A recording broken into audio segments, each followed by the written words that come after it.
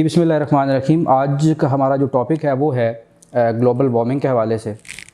तो जैसा कि आपको पता है कि पिछले काफ़ी सालों से या काफ़ी टाइम से दुनिया के जो एवरेज ग्लोबल टेम्परेचर है उसके अंदर एक इजाफा जो है वो देखने में आ रहा है। तो साइंस जो है इस हवाले से जब तहकीकात हुई तो ये पता चला कि जो इंडस्ट्रियल एज थी जिसके अंदर पूरी दुनिया के अंदर एक इंडस्ट्रियल एडवांसमेंट हुई और उसके नतीजे के अंदर क्या हुआ कि पूरी दुनिया के अंदर जो पोल्यूशन है वो बढ़ी और उससे जो हमारी ग्रीन हाउस गैसेस हैं उनकी एमिशंस के अंदर बहुत ज़्यादा इजाफा हुआ, जिसने हमारी दुनिया के एवरेज टेम्परेचर को बहुत ज़्यादा बढ़ा दिया है।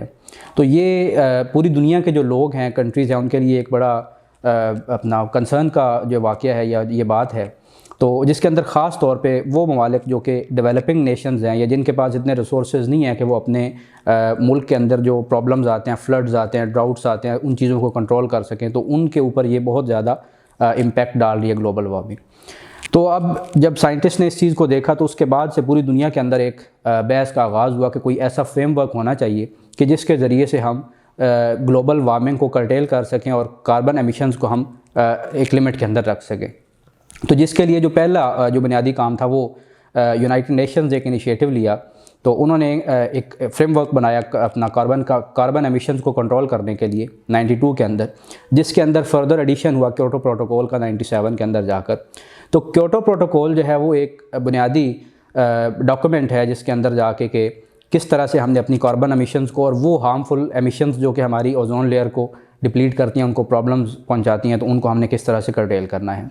तो क्योटो प्रोटोकॉल को जब दुनिया के काफ़ी सारे ममालिक ने साइन कर लिया तो उसके अंदर जो बेसिक उनका काम था वो था कि कार्बन एमिशंस को एक लिमिट के अंदर रखना, जिसके नतीजे में हमारा जो एवरेज टेम्परेचर है वो मैक्सिमम 2 डिग्री सेंटीग्रेड और उसको हम कर्टेल कर सकें तो 1.5 डिग्री सेंटीग्रेड तक हम उसको रख सकें। तो जब ये मसला पैदा हुआ तो उसके बाद दुनिया के अंदर जो एक कॉन्फ्रेंसेस स्टार्ट होंगी, पूरी दुनिया के ममालिक जो हैं इसके ऊपर बात करना उन्होंने स्टार्ट कर दी। तो पाकिस्तान के अंदर भी ये बहस स्टार्ट होगी कि ये किस तरह से हमारा जो पाकिस्तान कंट्री है जिसका ग्लोबल कार्बन एमिशंस के अंदर जो शेयर है वो 1% से भी कम है,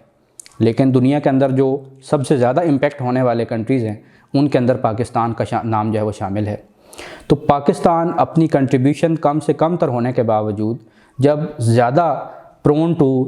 इस तरह के प्रॉब्लम्स के साथ उसकी ऊपर इम्पैक्ट बहुत ज़्यादा होने लगा है, यहाँ पर फ्लड्स और ड्राउट्स और ये सारी चीज़ें जो इसकी इकॉनमी को इम्पैक्ट करती जा रही हैं, जो इसकी पॉपुलेशन को इम्पैक्ट करती जा रही हैं, तो इसको किस तरह से हम कर्टेल कर सकते हैं और इसको किस तरह से ठीक कर सकते हैं। तो जब ये मसला हमारे सामने पैदा हुआ तो उसका जो सबसे बेहतरीन हल था वो ये था कि हम अपनी कार्बन एमिशंस को कम से कम करें, क्योंकि हमारा जो कंट्रीब्यूशन है वो तो दुनिया के एतबार से 1% से भी कम है, लेकिन हम अपने तौर पे जब एफ़र्ट करेंगे तो इससे दुनिया के बड़े ममालिक जो डेवलप्ड नेशंस हैं वो भी अपनी कार्बन एमिशंस को कम करने की कोशिश करेंगी। तो पाकिस्तान ने 2006 के अंदर एक पॉलिसी बनाई कि हमने अपनी जो रिन्यूएबल एनर्जी है उसकी तरफ हमने अपने कंट्री को शिफ्ट करना है। तो वो एक बड़ी एम्बिशियस पॉलिसी थी और जिसका अगर उसको इम्प्लीमेंट किया जाता अच्छे तरीके से तो शायद बहुत बेहतरीन रिज़ल्ट उसके निकल सकते थे। क्योंकि उसके अंदर हमारी जो फॉसिल फ्यूल्स हैं उनको कम से कम यूज़ करना, कोल पावर जो है उसको कम से कम यूज़ करना, ताकि वो चीज़ें जो पोल्यूशन का बायस बनती हैं उनको शिफ्ट किया जा सके क्लीन एनर्जी की तरफ। अब क्लीन एनर्जी का जब दूसरी चीज़ आई वो हमारे सामने क्या थी कि सोलर पावर और विंड एनर्जी। तो पाकिस्तान जो है वो दुनिया के इस खित्ते के अंदर वाक़ है जहाँ पे almost 11 months of the year जो है वो एक शाइनिंग सन निकलता है, यहाँ पे मौजूद होता है। तो हम इस ब्लेसिंग को बहुत अच्छे तरीके से यूज़ कर सकते थे कि हम अपनी क्लीन एनर्जी के ऊपर फ़ौरन शिफ्ट हो जाएं और सोलर एनर्जी को हम अपनी बुनियाद बना लें और लोकल जो small to medium term enterprise हैं उनको भी और फिर हाउस होल्ड्स हैं, जो हमारी हेल्थ फैसिलिटीज़ हैं, हमारी एजुकेशनल फैसिलिटीज़ हैं, उनको हम लोग क्लीन एनर्जी को सप्लाई करना स्टार्ट कर दें। लेकिन ये ना हुआ। उसके बाद फिर जब ये प्रेजेंट गवर्नमेंट आई 2018 में तो इन्होंने 2019 के अंदर एक पॉलिसी दी। इन्होंने उस जो पहले वाला 2006 का प्रोजेक्ट था उसको इन्होंने इम्प्रूव करने की कोशिश की और ये कहा कि हमने अपने आने वाले 2030 के अंदर जो है अपनी 30% जो कैपेसिटी है उसको शिफ्ट कर लेना है क्लीन एनर्जी की तरफ। लेकिन फिर कुछ ऐसे वजूहात आई कि उसको इन्होंने शिफ्ट करके कर्टेल कर दिया और 2021 के अंदर इन्होंने फिर जो न्यू पॉलिसी बनाई उसके अंदर इन्होंने सोलर और विंड एनर्जी के साथ साथ जो हाइड्रो पावर है वो भी उसको अंदर शामिल कर दिया।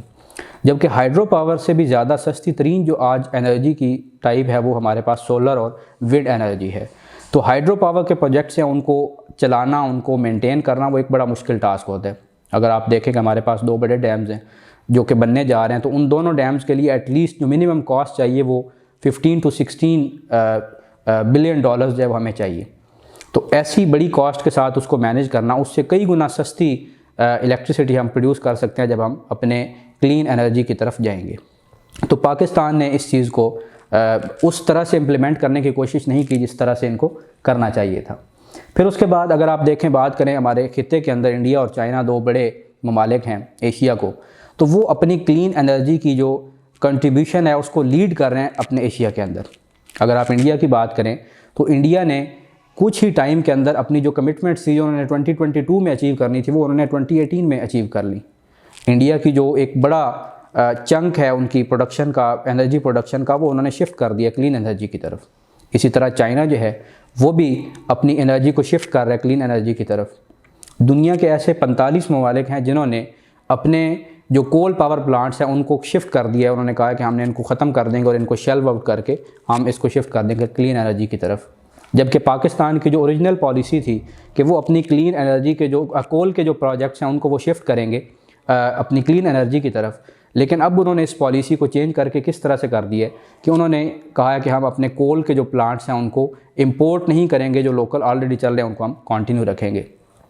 तो ये वो मसाइल हैं जिनको चेंज करना ज़रूरी है। अगर हम कार्बन एमिशंस को कंट्रोल नहीं करेंगे तो हमारे मुल्क के अंदर और पूरी दुनिया के अंदर ये एक ग्लोबल प्रॉब्लम है, तो दुनिया का जो एवरेज टेम्परेचर है वो बढ़ता चला जाएगा, जिससे हमारी जो इकॉनमीज़ हैं वो तबाह हो जाएंगी। बल्कि ये यूनाइटेड नेशन और एशियन डेवलपमेंट बैंक की एक रीसेंट रिपोर्ट के मुताबिक पाकिस्तान को एनुअल बेसिस के ऊपर $4 बिलियन का जो खसारा है वो सामना करना पड़ सका है, सिर्फ़ और सिर्फ किस वजह से कि उनकी ये जो इकॉनमी है उसके ऊपर बर्डन आ रहा है। फिर आपकी फ़ॉरेन एक्सचेंज के ऊपर प्रेशर आता है। जब आप इंपोर्ट करते हैं फॉसिल फ्यूल्स को तो फिर आपकी ऑयल इंपोर्ट्स बढ़ती हैं। तो पाकिस्तान जब जितनी जल्दी अपनी एनर्जी को क्लीन एनर्जी की तरफ शिफ्ट करेगा उतनी जल्दी वो प्रॉस्पेरिटी के पास की तरफ जा सकते हैं। तो इलेक्ट्रिक व्हीकल्स हमें चाहिए। हमारे पास जो फॉरेस्ट की कमी है तो उनको चाहिए कि हम प्रमोट करें अपनी फॉरेस्ट पॉलिसी को, अपने ज़्यादा से ज़्यादा दरख्त जो है वो लगाएं। तो जब ये मैयर्स पाकिस्तान लेगा तो फिर पाकिस्तान के पास एक बड़ा अच्छा ऑप्शन होगा कि वो दुनिया को ये बता सके कि छोटे ममालिक जब ये कंट्रीब्यूट कर सकते हैं तो फिर बड़े ममालिक जो डेवलप्ड नेशंस हैं वो भी चाहिए कि वो अपनी जो ओरिजिनल कमिटमेंट थी $100 बिलियन एनुअली उन ममालिक को देना इंफ्रास्ट्रक्चर बिल्डअप के लिए, उनकी इकॉनमी को स्टेबलाइज करने के लिए जहाँ पे ये रिसोर्स की कमी है, तो वो उनको कमिट करेंगे।